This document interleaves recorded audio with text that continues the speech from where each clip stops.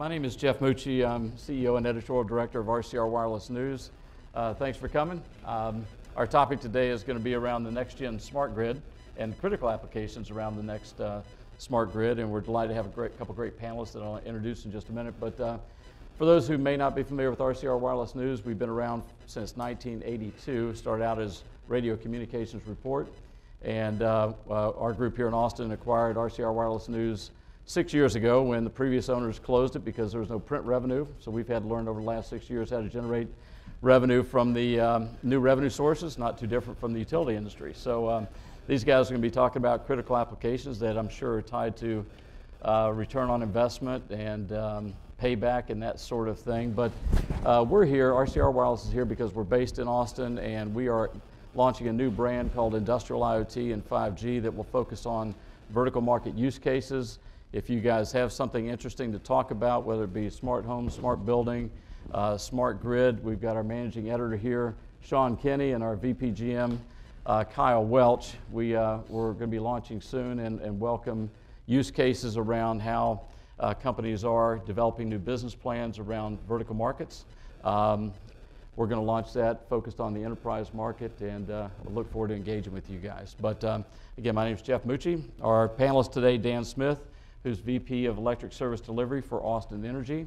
We've got Michael Bates, who is Global Energy Director for Intel. And then we have Robbie Wright, who has moved into a new role as VP of Connected Homes with Centrica, which owns Direct Energy and British Gas. So the format today is I'm going to ask each of them to talk about their responsibilities, talk a little bit about their company as a whole, and then we're going to move right into what is the most critical application or project you're working on today. So Dan, why don't you start us off, talk about your role, talk about your company, and then move right into what's critical for you today.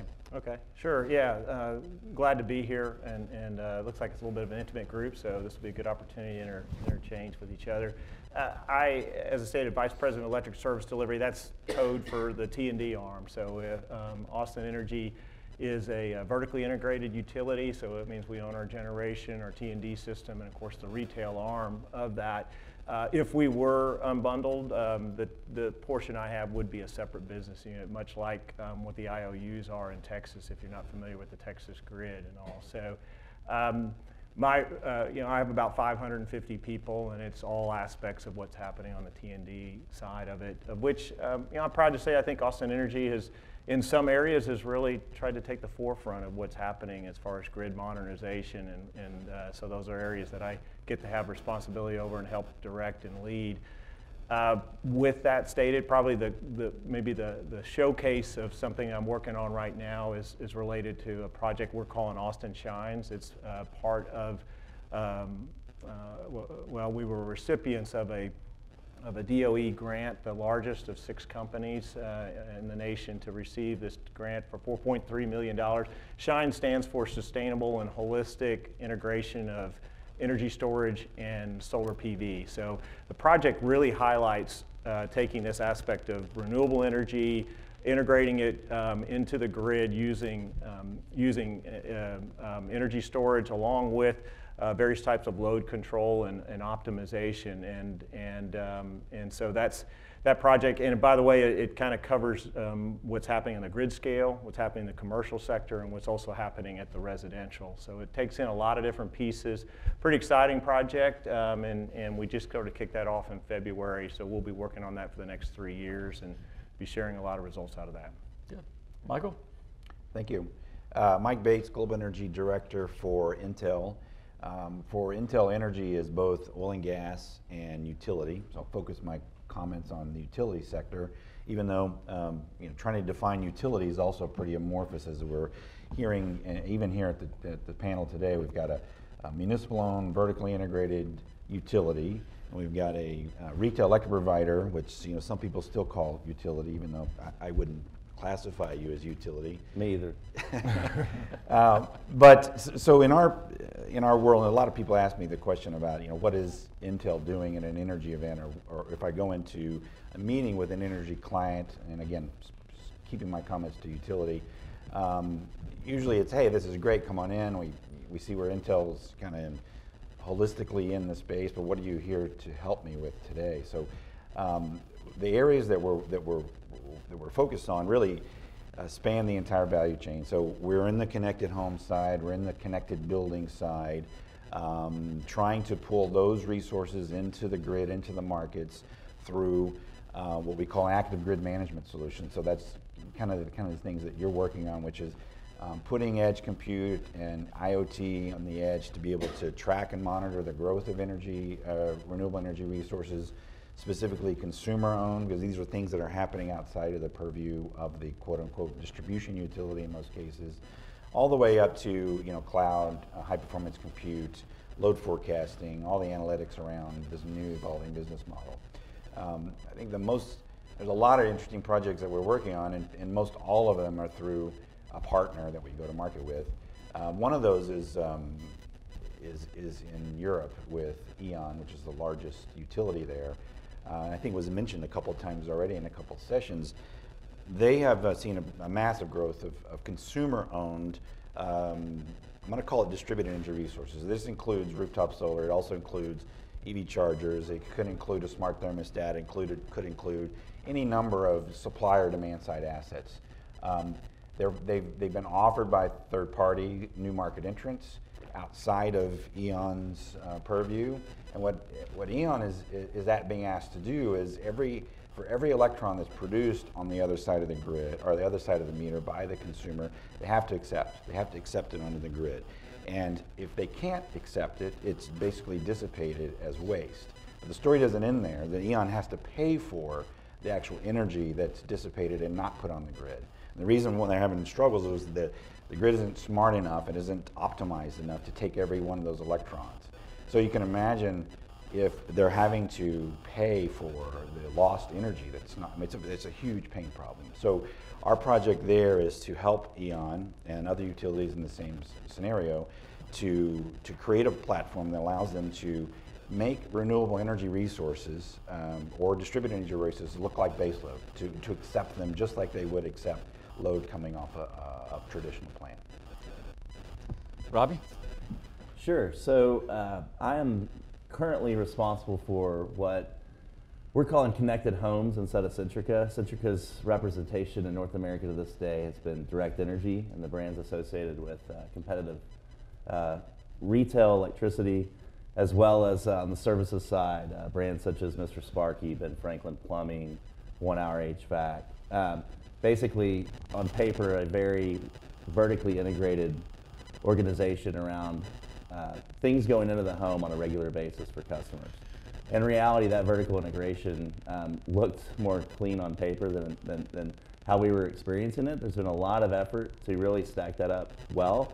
And what we're finding is through that and through the emergence of really smart technologies all the way into the home with new devices and new services running in and out at the customer's will, if you will, that there's a space to play on the energy side for an energy business to play in there, because the connected home, one of the pillars sort of as it's emerging, really looks like the energy aspects of how people are using devices and controlling elements in their home, whether it's their bill, whether it's their lights, whether it's what they're plugging into walls, whether it's the information coming off the smart meters.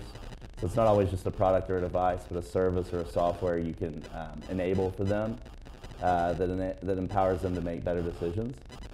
And so we decided as an org, there's a lot of success with this in the UK already as a division of Centrica called Connected Homes. We're going to bring it into North America and put an energy lens really on what the connected home is for customers. So the biggest challenge I'm facing in the org is basically just trying to land that, build out that team, bring a product line, a suite of products and software into the market that's coming quickly. In August, we expect to launch our first products into the space. We expect to be bundling with our sister company in terms of Direct Energy. So it's exciting, but that's basically in effect starting a new business within a business virtually from scratch. Good, thank you. So I want to take maybe a step back 10 years and get some feedback in terms of the smart grid. How has it evolved? Austin Energy was one of the first that really launched a smart grid initiative. So it's a great place to end. Talk about the smart grid. How has it evolved over the past 10 years? Maybe the most significant change in your mind's eye, and we'll get some feedback from the other guys, and then we'll talk about futures. Sure. Well, I will state, I came even, as I kind of raised in the utility industry, I actually started in the transmission substation world. For those that kind of know the technical side of the business, we kind of jokingly say that we've always been smart, meaning we basically had a lot of intelligence in that transmission grid. It always was a two-way flow of power, two-way flow of information. We've been putting microprocessor-based devices in the system for 20 years plus, and so that part of it. We've also had an energy management system, a SCADA system. So you've had a lot of intelligence that was built into that. Clearly, 10 years ago, we really saw this start to launch into the distribution system. And so some of the same general physics and principles that we were dealing with in the transmission and substation world and had been accommodating, it's now migrating into there. One of the real significant changes is obviously the customer interaction of that and the customer experience, because even at the transmission substation side, you maybe had a few really large refineries or something like that you had a really close touch with, but you didn't have it down to the commercial residential area, which the distribution system obviously touches very intimately. So then, amongst all this, we've seen precipitous drops in solar prices. We're seeing what people are doing with that under their home. Full disclosure, I'm an electrical vehicle driver. I mean, it's amazing, my Leaf, I'm a pragmatic, tree hugger or whatever that looks like. I drive that car because it is economical with the incentives granted to drive. But we're seeing, I drive around, I'm not the only Leaf on the road, right? And I wish I had a Tesla, but nevertheless, I can afford the Leaf under the city salary. But it is a really, it's powerful what's happening all in that front. So there's a lot of different things I think that have happened. I would say where our evolution, and it's certainly where I would put a lot of focus, we were very early adopters of AMI, advanced metering infrastructure. With that, it had some limited levels of functionality, which we're already we're on the next generation changes. We have a lot of things that we've got to do from that perspective. That's now, I think, something more commonplace. In fact, we kind of missed out a lot on some of the federal funding, related to projects that when they called them smart grid and grid innovation, a lot of it was putting in an AMI infrastructure. So those are things that, and I'll let the cat out of the bag, and I'm not just saying this. In fact, I've got a guy in the audience that worked heavily on our AMI. I think that's probably the most significant thing that I think our industry has done in the last 10 years. Not trying to be a little dull on it, but the reason I state it is I think it's the most mature thing that we've actually realized at this point, and it's also very powerful in what you're doing, certainly from a customer standpoint, but it's also powerful in what we're now moving into the operational side. So these are all basically now sensors into the grid, and they're now feeding into what I would say is a next significant part that Austin Energy launched into, which was an advanced distribution management system. So just like we had a SCADA EMS for transmission substation, we now migrated into roughly 2 years ago launching an advanced distribution management system. So that becomes significant because where I think things are going and where we need to do is we really need to continue to build the functionality in that centralized system. Doesn't mean we won't have distributed control, because I think we will, but you're going to need to still operate that grid. And being a utility person, but one that's partnering with all the different players out there, I still believe we're really after the utility needs to operate those wires to do it safely, to do it reliably, and really affordably, and all. So those are some of the things that I'd state. Austin Energy also was pretty early on. Just some tangential comments about energy efficiency and demand response. Probably get these facts a little skewed, but I think it was around 2001 we did a thermostat program of which we probably deployed close to 90, 100,000 thermostats into the place where we actually were able to send a demand response signal, raise the temperature, and also we did that a long time ago, of which of that initial deployment we still probably have about half, 45,000 of those thermostats still in play, and we do utilize that demand response tool. We now have a bring your own thermostat program, so it's highly utilized. Right now they're highly penetrated by NIST and all, but that's all a program. I think that's part of this Internet of Things and what we're going to be dealing with moving forward. And then I'd probably be amiss to not talk about the incentives that Austin Energy's placed on renewables. And so we've certainly helped to try to spark higher penetrations of rooftop solar in our service territory. And at that point, we're still hoping that and we anticipate that's going to continue to grow. I think we're going to start seeing more of that on the commercial side as well. So, a few highlights. That's great. Mike, you're relatively new to Intel, but you've certainly been in the industry for more than a decade. Yeah. Talk about what stands out in your mind in terms of how the smart grid and the applications on the smart grid have evolved. Thank you. I've been in the quote-unquote utility industry for about 15 years, and a lot of it has been spent focusing on business challenges at the meter and then beyond the meter. So it doesn't mean I haven't spent a lot of time in the areas that you're talking about, Dan, but I'll focus my comments on that. And it's been a wild, crazy ride, and I think it's going to get even crazier as the time goes on. When I first got into the space and I was learning the landscape, and we talked about this yesterday at an event in Irvine where Edison Energy was launching a new business. And that's an example of how it's evolved. So in the beginning, we all thought that utility was going to be the driver. They were going to move us. That's where procurement was going to occur. That's where solutions were going to be developed and deployed and implemented. And they were going to drive this evolution. And I think I learned that partly because the utility is a segmented segment, it's difficult for utility because some utilities, if you're a rate-regulated utility, you maybe got one hand tied behind your back on what you can or can't do on the other side of the meter. So it's complicated and difficult for utility to drive this evolution. So then the next phase of my learning was I felt like the regulatory bodies and policy and legislators were going to make the change, and they were going to open up and create rate certainty around things that can happen on the other side of the meter.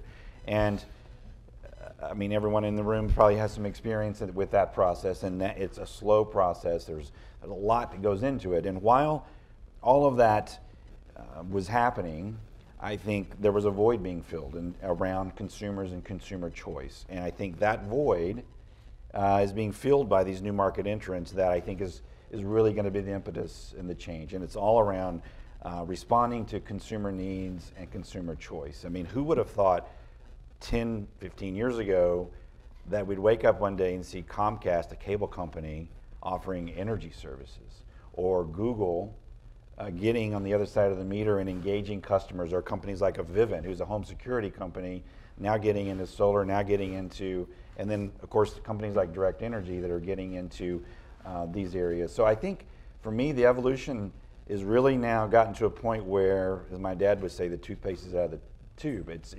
We're not going to go back, and I think what's really going to drive us forward is consumers, consumer choice, and what consumers are wanting to pick different rates, different ways to consume energy, different ways to produce energy, and potentially at some point consumers participating in markets. So being able to, and it's happening in ERCOT today, EDF is wheeling power into the ERCOT market that's backed up by thermostats. So being able to, almost like a shared economy. So you go to someone that owns a thermostat, just like you mentioned, you ask them, hey, we want to borrow your thermostat for 4 hours tomorrow, let your temperature drift, in exchange we're going to give you some credit. If you can start moving that, last comment on this evolution, and I mentioned E.ON already, there are pig farmers in Germany. They don't care about energy savings, they don't care about carbon emissions, they don't care about sustainability. What they really care about is money. They want to generate money. So they're putting rooftop solar on their barns, across their farms, as a way to get a pension for themselves after they retire from the pig farming business. So these are folks that never would have thought about participating in the market. So again, I think that's where we are today, and I think that's going to drive the future evolution. Well, thanks for those anecdotes. I know our guys are going to be right about pig farms. We've been right about pigs in the past as being smart animals, and they're embedding sensors in cows and this sort of thing. So now we've got a roadmap for other vertical markets in the animal business. But Mike, Robbie, you're on the tip of the spear in your new role with Connected Homes, but let's take a step back and, what have you seen in terms of major monumental changes in the grid that really position you to launch the innovation you're going to be pursuing in the Connected Homes? Yeah, so it's tough to transition from pig farmers. We'll try here. I was at a startup and had a guy prank me one time, and he gave me a subscription to Pig Digest. And for 7 years at my desk, Pig Digest would show up. And it talked a lot about things like Mike's. Mike's apparently a subscriber. So, just looking at it from the pure consumer-facing point, right? Because I can't speak with any depth and won't pretend to on the infrastructure pertaining to the grid itself. I can speak, I think, with a pretty decently informed voice on where things are going with consumers and where we've been. I think if you think 10 years, I think that's a fun sort of exercise thinking in blocks like that. So if you go back 20 years ago, I was here in this town trying to connect to the internet, and it was a 14.4 BPS, right? And there was no high speed. And 10 years ago, the great high speed debate was whether it's DSL or cable. And today, no one thinks about high speed whatsoever. It's a given, and you better have it steadily. It better be 5 nines at a minimum in terms of quality, or people are going to start complaining on Twitter, which was deployed, or I guess opened or announced in Austin 8 years ago. So it didn't exist 10 years ago. So customers can go there and go on Facebook, which did exist in the higher institutions of higher education over 10 years ago, but not really anywhere else. 10 years ago, no one in this room, and I hope none of you are looking at one right now, but someone probably is, had an iPhone or a Droid. BlackBerry was considered, sophisticated. We all had one if we were, working at that time in any kind of role that had us out of the office at all. And now BlackBerry's, gasping for air. So consumers, I think, over that time have come to a point where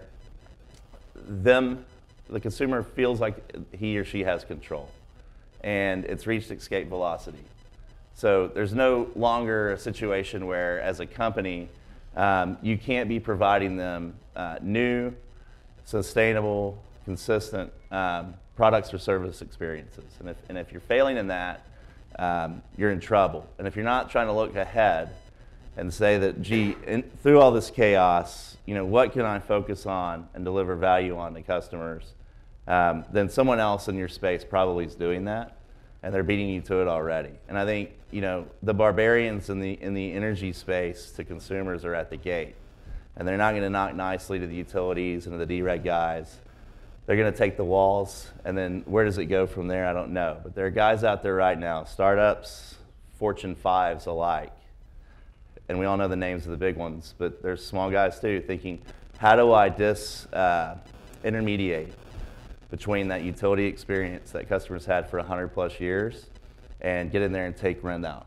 How do I make new money and take that away from the market, take that away from the utility and the dereg space? And guys like us have to be thinking about, how do we leverage where the technology's going, enabled through the grid and otherwise, to put power back into their hands, so they can feel like they're actually a participating member of the electricity and gas and general energy space. And I think that's starting to come to bear. I think people are starting to think that they have some control over what that bill every month looks like, what impact there is on things like shortages on the system, whether it's a blackout or some other cause, and how they can contribute and conserve and be a participating, really dollar sign in some ways, but in their mind, an electron as well, right? That's first and foremost. Save the trees, save the ocean, save what have you. I mean, some of that's coming from there. Some of it's just coming from, why not? I can do it right here in 2 minutes, so I will.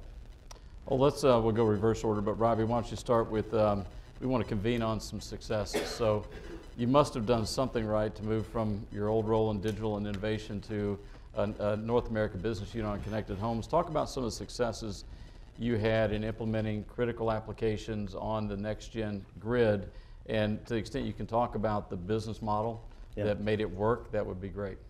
Great. Yeah, I think all I really did, just to be clear, is we changed my title, but we were doing a bunch of connected home stuff in the U.S. already.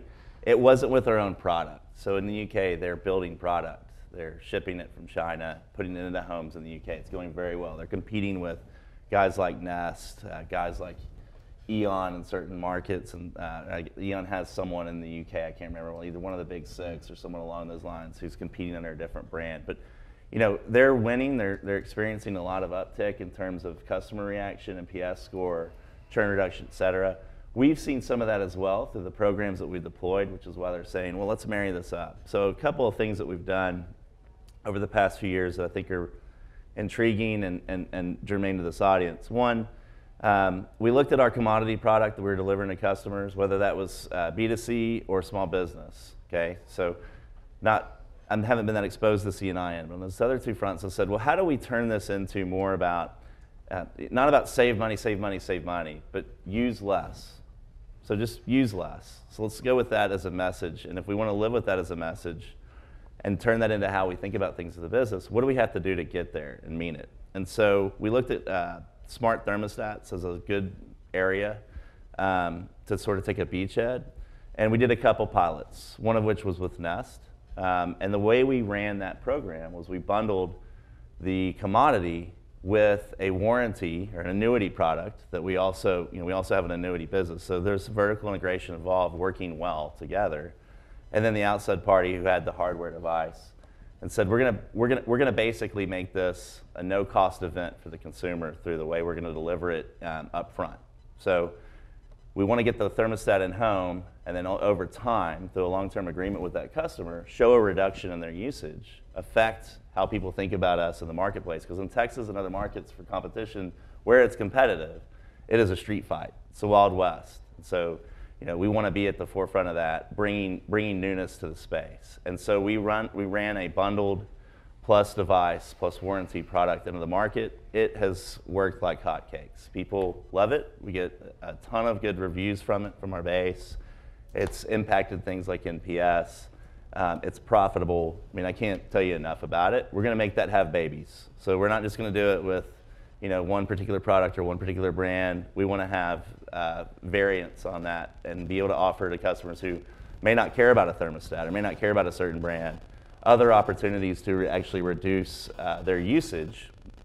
So literally buy less of what we sell and stay with us longer in exchange for that. So that's a program that we think is one of the aspects of newness in the market and where the future's headed. As well, I think we deployed last year in Texas a program called Direct Your Energy, which took a mathematical approach to disaggregating your electricity bill. So rather than just give you a lump sum at the end and say you used 100 kilowatts or 1,000 kilowatts, how did you use them, right? And we worked with an outside party, a startup called Grid4C, to sort of work through the math. We worked through the UX. Internally, it helps to have some people who've done software in UX, I grant you. But we put an experience together that showed customers, this is what you're using with your refrigerator, with your lighting, with your HVAC, et cetera, consistently. You can look at it daily of leveraging smart meter information. You can look at it monthly, you can look at it over a year, and you can see how your changes affect the utilization at the home. And I'll say, that sounds nice, but did people use it?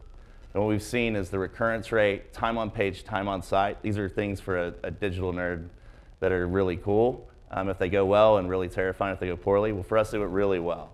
Right? We're seeing people come back, use us more, look at us more. We're seeing churn impacted. Not only that, we're seeing 30% of the people who actually go into the experience. So 30% of our base who goes digital is giving us more information about their home. They're helping us complete the feedback loop. So we're getting smarter as we go. And as devices are brought on by us, we're plugging that information into what we're doing with those customers. So we're just going to keep advancing that so people have power in their hands in terms of what they're doing and what their next best action should be in their buying experience with an energy company. I do want to have a follow-up question on that. The business model of incenting people to spend less with you. Talk a little bit about the kind of how you justify that from a kind of revenue, expense, and CapEx. How does the business model work? So, I love that question. I'll just tell you, there are some guys out there whose business model in some ways looks free, right? So just getting people to pay less, Google as a for instance. If you're a shareholder, you know better. But to you and me, when we do a search, that's free, right? It's not costing me a dime. And last year they brought in $75 billion in revenue. Or maybe that was last quarter, I don't know. But it was that's a number that they just reported, right? And so for us, it wasn't a huge leap when you sort of look at the grand space of the world and frankly look at a guy like that and say, well, they could compete eventually in what we're doing anyway, so why not? And so you got to look at other key performance indicators. You can't just be, I've got this much margin, I want people to use this much power, and I'm going to hit my numbers on a monthly, quarterly, or yearly basis. It's got to be a bit of a longer game. Do I think I can take someone who has an average rate of staying with me as X months, and can I make that X plus 3? Can I make that X plus 10? Can I make that X times 2? If I can do that, what does that math look like? And that math, when you're dealing at scale, becomes really compelling really quickly, right? So it's not just about the churn or the longevity of a customer. And again, I'm talking the competitive space. It's a bit of a different play on the non-competitive space. There's also, can I get them to be interested in buying, can I establish credibility with them so they're looking to buy more things from us, more information that they may not pay for, right? Just, are they having an HVAC problem? And can I be the first to their doorstep with that? Because if I can, that's new revenue for an existing business on my end. So again, it helps be vertically integrated. I'd hate to be competing with this and be a guy in a garage somewhere across the table from another guy and saying, how do we win as a rep? I've done that. It was a different time. Today, I think there's a lot of sophistication going into it.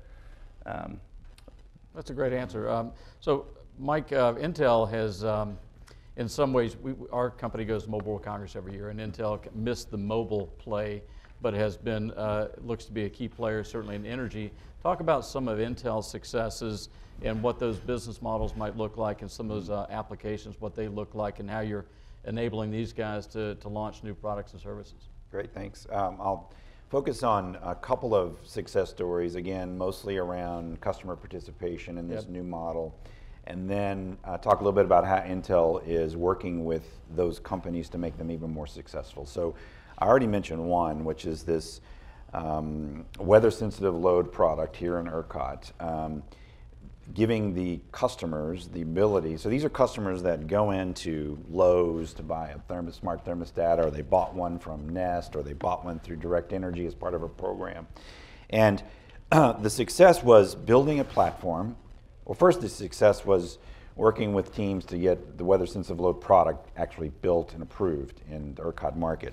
And once it was approved, then building a platform to recruit customers, or first of all, identify customers that own these smart two-way communicating thermostats, recruit them to the program. And recruiting them to the program is pairing your device to where you are in the grid, and then getting permissions to borrow your thermostat for a few hours during certain conditions to shape load. The first year of the project, or the second year of the project, I think, and this was the last year I got numbers, I think they were producing about 50 megawatts of load, which is a pretty substantial load. And again, it's across tens of thousands of customers. But to me, that's a real indicator that there is a market for customer participation in the new energy model. The other, so Mike, I just want to ask you a quick question on your point. So when you say produce the 50 mags, I mean, are you actually viewing load shave as you know, an alternative source of generation, if you will? Yes, okay. Yeah, so it's a mix in the portfolio Got it. Of everything else, so just like you guys are using your thermostat program. And again, as those base load resources become more and more risky, especially fossil fuel-based resources, then turning to these other alternative resources, I think, is a great bridge to what the new energy model looks like. The other success story is similar, but instead of it being a control signal to the customer to participate, it's a pricing signal. So two utilities, Oklahoma Gas and Electric and Salt River Project, which is a municipal utility, have programs together, put the programs together today with a time of use rate and coupled with enabling technology, so you can automate your home system to respond just the way the price signal is received. Now, if you don't respond, of course, you bear the consequences of consuming energy during high price periods, but it puts the tools in the customer's hands and allow them to make the choices, as opposed to the utility or their market actually pushing the button to move them. Yep. Go ahead. I do want to get to, where's Intel inside that solution? So this is where Intel is inside that solution. So Intel is working with those utilities to I'm going to say, expand the value proposition by deploying what we call a software-defined gateway in a customer's home. This gateway is an Intel technology inside. The gateway comes in different form factors. It can be sitting on the side of your wall as a hub. It could be inside a home security control panel. It could be in a set-top box, cable box. It could be in a modem. It could even eventually be in an always-on desktop PC. That gateway can deliver energy management services. It can deliver home security services. It can deliver home automation services. It can deliver aging in place services. So there's multiple services off this one single gateway, so it allows a company like a Direct Energy to enter the market in energy management because it's adjacent and relevant to what they do, but using the same device, they can expand the services that they're offering. And Direct Energy is probably a perfect example, and they're probably already doing something like this because they've got the home services to go along with it. So expanding that kind of narrowly focused engagement with the customer to a more broader focus in the customer by driving higher adoption because the value proposition is now much broader. Instead of coming into someone and say, hey, I got a smart thermostat, it's going to save you money. Now I've got a gateway that can allow you to do smart thermostat activities and save money, but also all the other pieces that come with it. And in those pieces, there's a high level of analytics to be able to predict load across different loads, not just thermostats, but it could include smart inverters. Connected to smart inverters allow you to divert energy that you're producing. It could connect to storage. It can connect to EV chargers. So expanding the ecosystem for customers to participate in a broader way. And then, of course, if we're able to do that, thermostat capacity is maybe in Texas it's 1.3 or 4 kW. In this scenario, I think we're expanding it to much larger load. So that's where Intel is playing in this space right now. So we're going to open up to audience questions in about 5 minutes. But Dan, one of the questions I want to talk about is, what's the impact of connected things on your network or your grid, and what are some of the critical applications you're looking at layering on top that really tie into this conversation about smart cities, Internet of Things? Yeah, and I don't have as much experience as these gentlemen do on the grid edge elements. I can speak more heavily to the non-edge portions of the grid, but I do believe that one of the things that I think beginning to really recognize is everything that these gentlemen are saying is happening, and we as a utility certainly are going to embrace that, and we need to provide flexibility and interoperability to do that. And so one of the things that I think are going to be kind of key elements, in a sense we're doing some levels of this maybe in our own environment, is the same network that we're using for our advanced metering infrastructure we're using for our distribution automation. That's going to spread into what you might do with smart inverters and potentially other types of systems that you have. And I'm not looking at necessarily competing with anybody's communication networks, but the reality is we really do need to recognize these things have to integrate. One I think the challenges we face is that there are a lot of opportunities with a lot of competing applications, a lot of competing systems, and it's a complex world. And quite honestly, I think that's well stated in regard to what the utility industry used to be, right? We have assets that lasted 40, 50 plus years. Now we're talking about things that maybe have a 10-year lifespan, right? And if you can continue to keep things going without having to do some levels of upgrades, and then at the same time we're picking technologies that may or may not stick around, right? It's like, well, that company left the place, the space, and so who's still providing service and support? So these are all the type of things we as utilities that we in the past we've been a little nervous about, and I quite honestly I think some of the big players that are getting involved with this are really helping to guide the direction. So as it relates to Internet of Things, I'll state another for me, my own car is an Internet of Thing. I could right now, turn the AC on or the heater or whatever it might, depending on the outside temperature, could start and stop charging if it were connected to a charger. You have the ability to actually be, interfacing with that charger. All this stuff becomes important things. As many of you probably know, Nissan announced that we'll allow you to discharge your battery onto the system. So it's no longer limited in that regard. So that becomes a resource that we would want to be able to do some form of demand shift, demand management, load control. There's all those things. So for me, I don't think I have my hands on it as tight as these folks, other than understanding conceptually we need to be partnering with a lot of folks as we start to move forward with how we're going to really operate the grid in a more intelligent way. Well, going back to your sphere of influence in the transmission area, the Internet of Things also implies an IP network. Yeah. And sensors being everywhere, that includes your side of the edge. So maybe talk a little bit about interoperability, security, compliance with FERG, and that sort of thing as it relates to the Internet of Things or potential impacts on your side of the business. Sure. I will state, when we talk about the transmission substation system, and probably many of you in the room are well aware that the risk on cybersecurity side is significant. It is real. People know of things that have happened in Ukraine. We know of the many attempts of penetrations into our systems.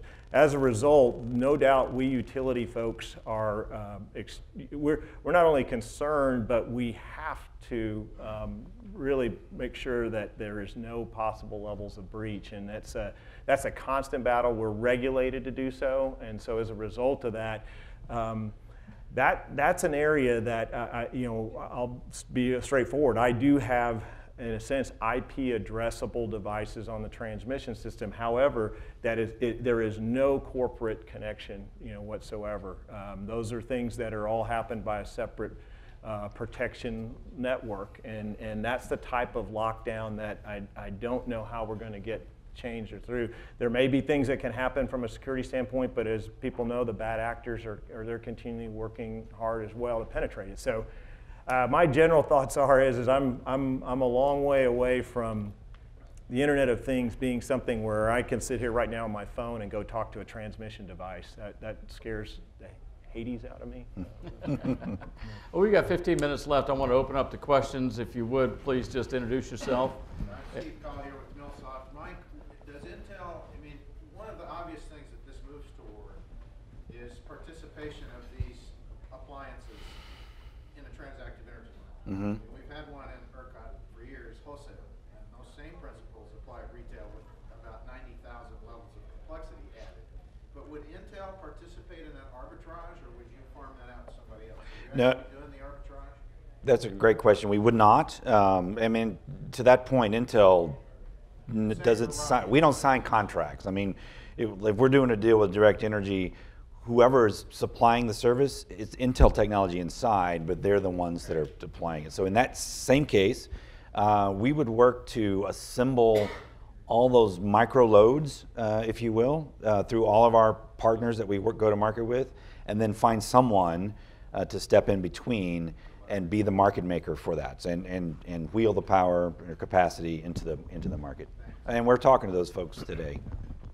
Yeah, we see it as an opportunity for energy players to participate with customers and bring value and money back into the home. Because there's the potential for considerably more value than just not using as much at whatever price Mm-hmm. Right. you've been paying for it. Yeah. It could, in certain times of the year, during constraint periods, it could be worth 50 cents a kilowatt. Mm-hmm. Yeah, well, okay. So let me walk you through something even more crazy at the moment than that. But imagine if you had consumers who were okay with you slightly shaving peak anytime. And then what that could do for you if you're an energy company who can't buy block power, you have to buy shape.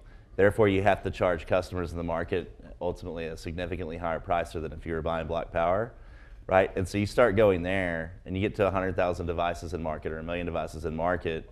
You have agreements with the customer that you can tap into. Now they can turn it off and they can disconnect anytime they want, and you're notifying them as you're doing these things. So you will have an opt-out rate.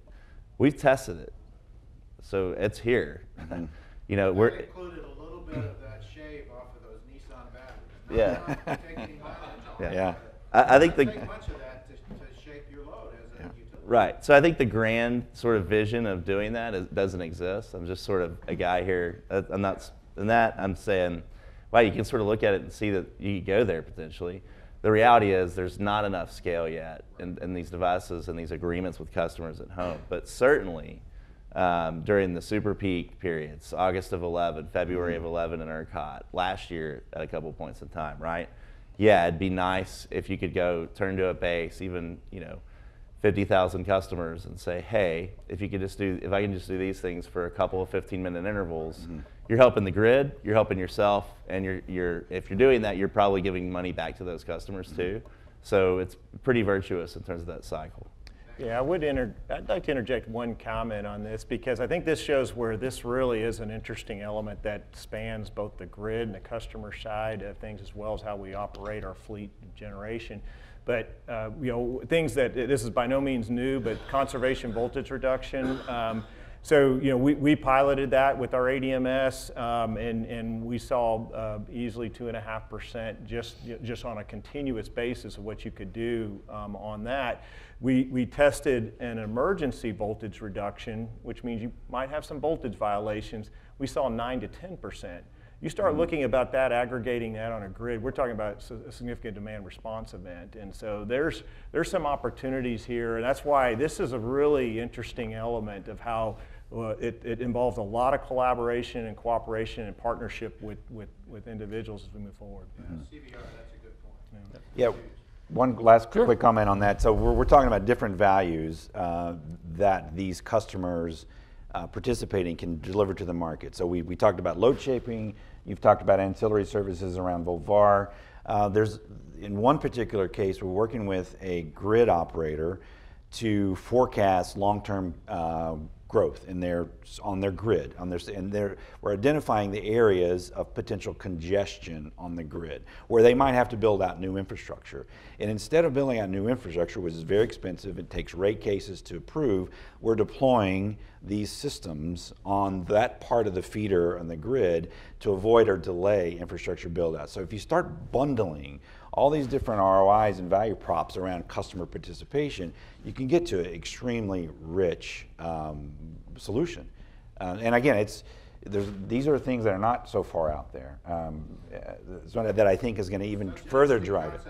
We've all heard of virtual power plants in this transacted market, but I heard a couple of weeks ago, the first time, a virtual transmission line, or a virtual distribution line, or a virtual transformer, right, for exactly what you just talked about. Are using the grid as backup. Tell you what, to be fair to others, do we have any other? That's a great question. We may come back to it if you don't have any other questions. But any other questions from the audience, right there?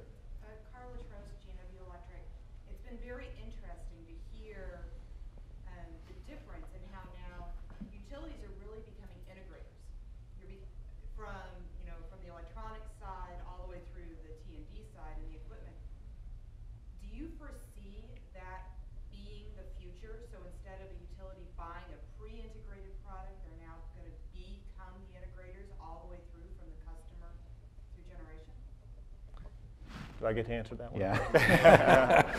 Yeah.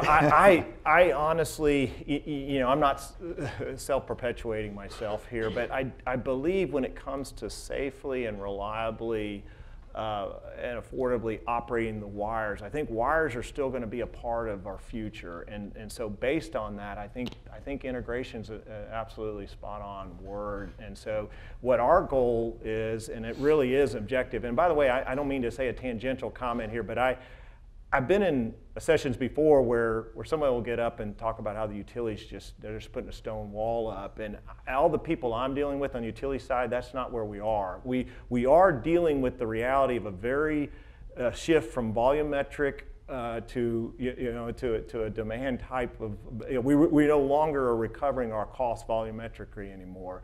And that's going to continue to move that direction. So we do have to look at how we're handling it. That being the case doesn't mean that we're not very much interested in trying to do what you stated. So I look at things creating a flexible, interoperable grid that's resilient, reliable, safe. Those are things that still have to happen and all. So that's the way I look at it. I still see the utility being an important part as being a grid operator in this. Yep. I do. We are recording this by way of video, so I want to play back that question as I understand it. It is, I think it was, do you see yourselves or do you see utility companies becoming system integrators, really pulling together all the electronics and systems required to create new business models? Is that the intent of the definition of system integrator you had? Okay. So I'll maybe open up to these two guys, Mike and Robbie.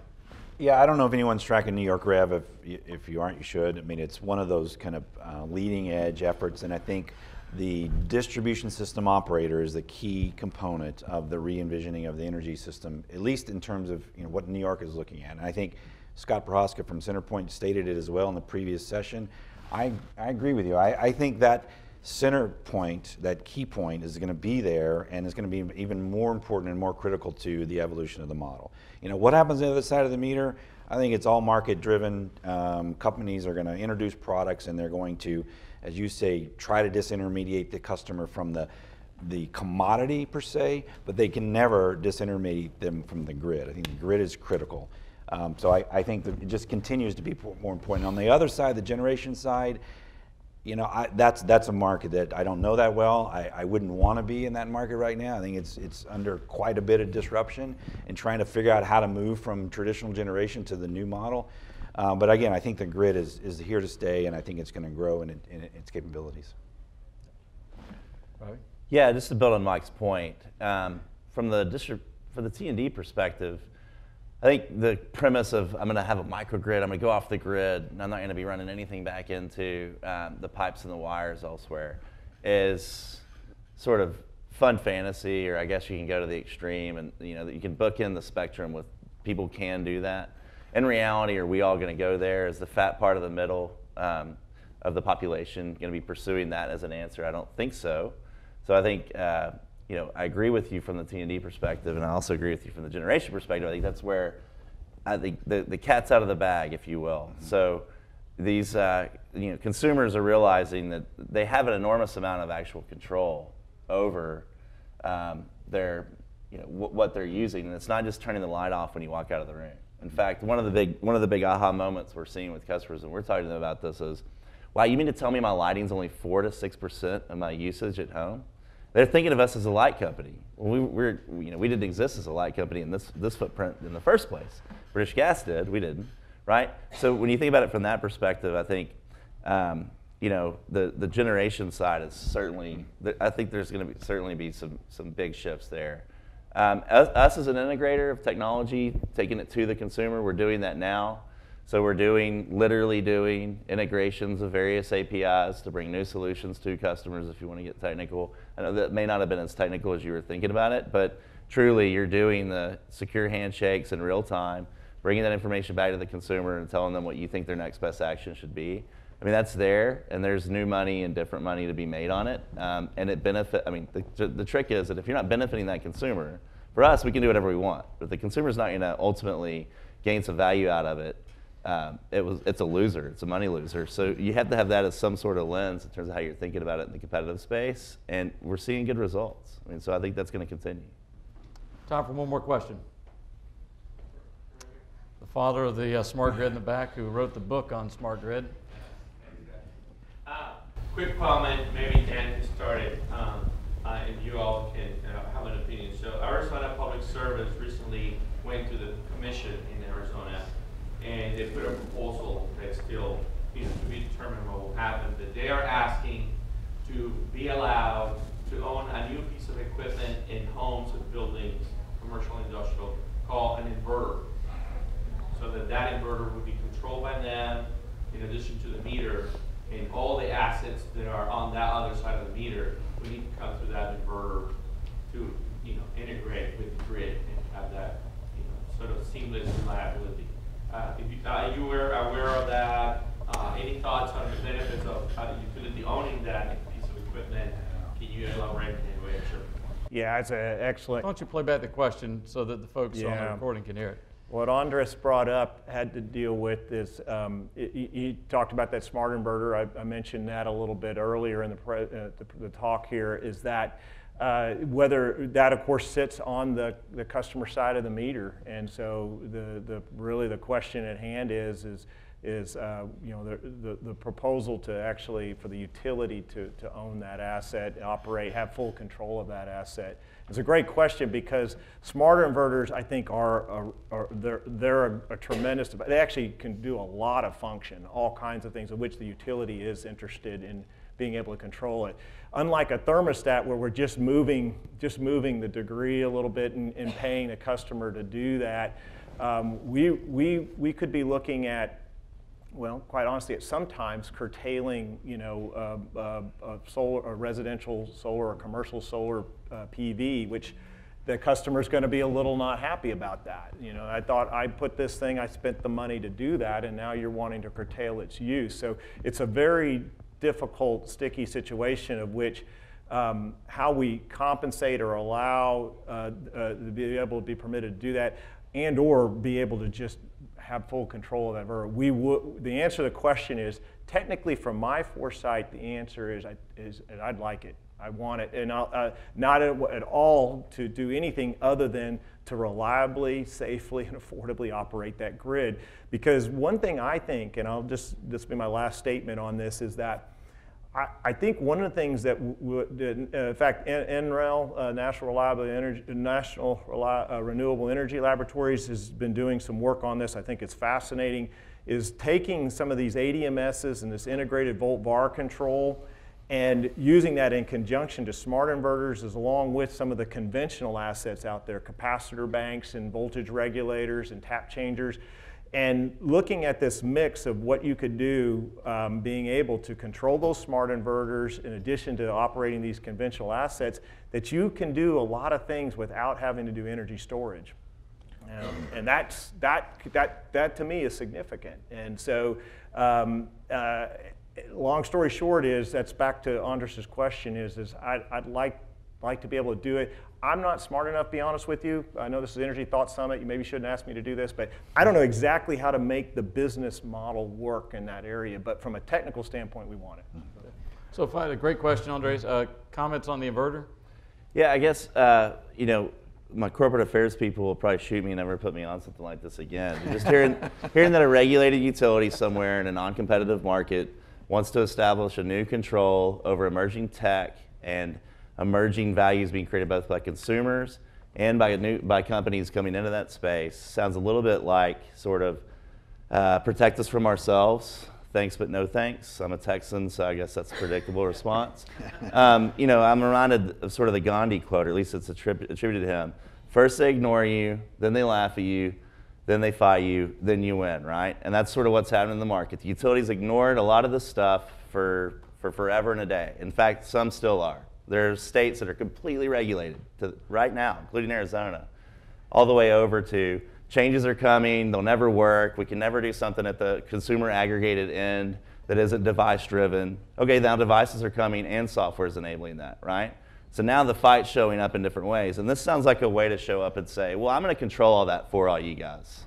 And if that's the case, then it doesn't sound like it's a great answer it may be an awesome answer for the grid. Is that the only answer that gives the market what it needs there? For the rest of them, it depends on what the level of control, I would argue, is, whether it's actually valuable for anybody else besides the utility. Yeah. Right.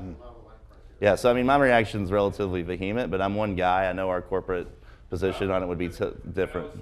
Robbie, I would say to you that there's a great advantage in Texas if that was the case, because now the REP would control that inverter. Yeah. So we need to wrap up. Mike, do you have any comments? Kind of 1 minute close on. No, I'm going to try to keep my job.